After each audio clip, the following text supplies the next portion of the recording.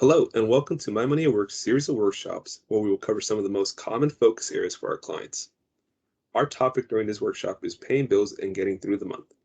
Upon the completion of this workshop, we hope you understand the different methods to make sure your bills are being paid on time and navigate with your money through the month. Before we begin, here's a quick look at our current My Money at Work team members. Our team consists of 3 client navigators, along with our engagement coordinator and program manager.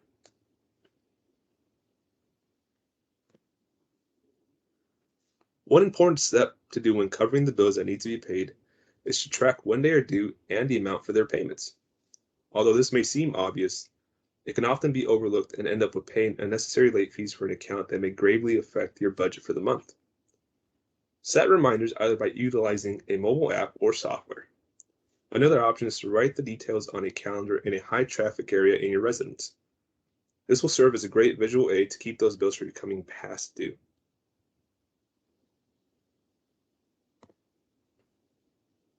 So building on tracking your bills, we want to try to make note of other expenditures in the month. It can be somewhat daunting to bring to light the amount one spends on things such as takeout, clothes, or other items which are not quite necessities. But this measure can help open your perspective financially. Keep receipts from any purchases regardless of using cash, credit, or debit. If receipts feel too cluttering for you, print your online banking statements or manually copy the information into a notebook. Financial budgeting apps are also a great tool if you are comfortable enough going completely digital. Paying your bills online may be an easy and helpful tool to avoid any late fees or additional charges on your accounts. With online payments, you can reduce some stress of travel time or limiting business hours when paying your bills. Many company services now offer their very own mobile apps or websites for your convenience. You can even set up automated, recurring payments which can help you if you find yourself struggling to remember the payment dates. However, there are some things to keep in mind when paying your bills online to help you keep your personal data safe. Such measures include not using a public Wi-Fi network to access accounts online, using a two-step authentication, or using unique, complex passwords for each account you manage online. Steps like these will ensure you are able to cover your bills conveniently and safely. If you find yourself struggling to have enough funds to cover your necessities and bills regularly, it may be time to consider cutting back some expenses in other areas. Ensure that you will have enough money to pay the mandatory bills first. You can check with your bill calendar to highlight key dates. Take a second look at the amount you spend near bill due date to avoid overspending.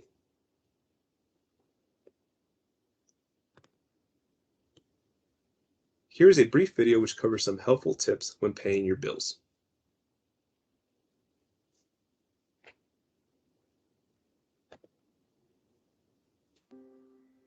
If you are having trouble paying your bills, watch this video for tips from the Consumer Financial Protection Bureau on how to look at your situation and make decisions about your budget.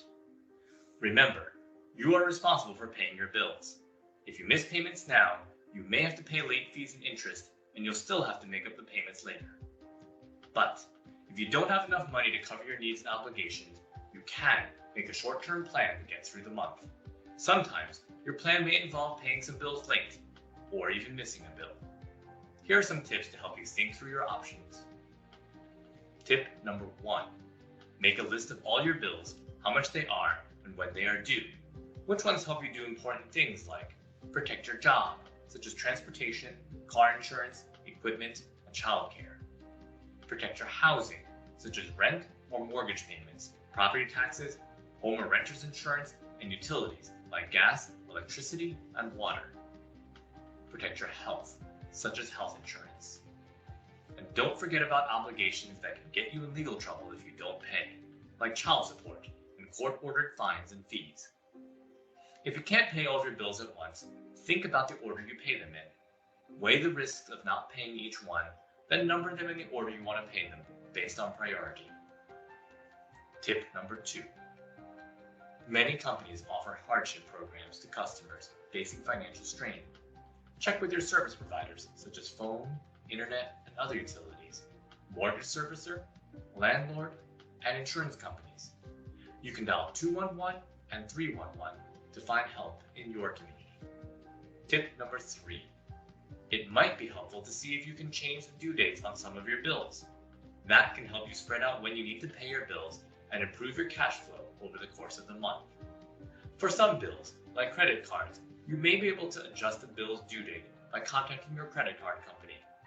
For others, like rent, you may be able to split a large monthly payment into 2 smaller payments.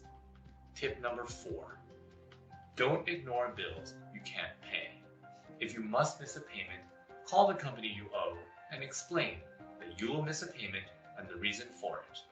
Suggest a plan for how you might repay the bill or catch up. Tip number 5. When bill collectors are calling, or you're trying to decide which of your obligations to pay first, it can sometimes just seem easiest to pay the squeakiest wheel.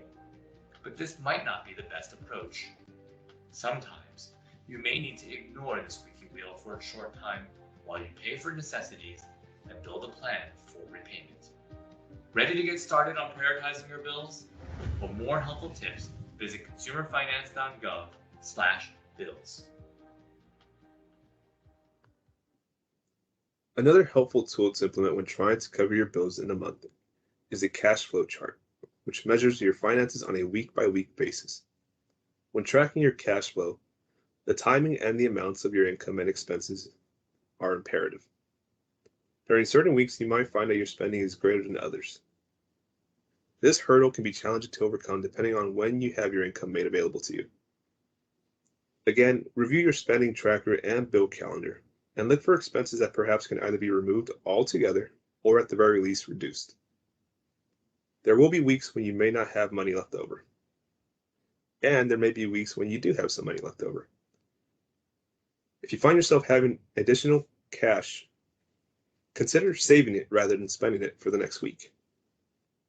Once you've had a chance to familiarize yourself with the cash flow chart, you can decide whether some adjustments can be made to get the most out of your income. These changes have a great significance on how your month looks from a financial perspective, even if the adjustments you make are minor tweaks to the flow of income or expenditures.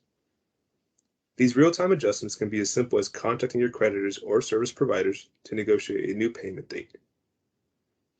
No matter what changes you make, keep yourself committed to your new cash flow. Please reach out to us with any questions or visit our webpage for more information. You can also visit the Consumer Financial Protection Bureau via the link and QR code for additional tips and resources. This brings us to the conclusion of this workshop. We hope this information has proven insightful to you, viewers. And I would like to thank you on behalf of our team here at My Money at Work. Goodbye.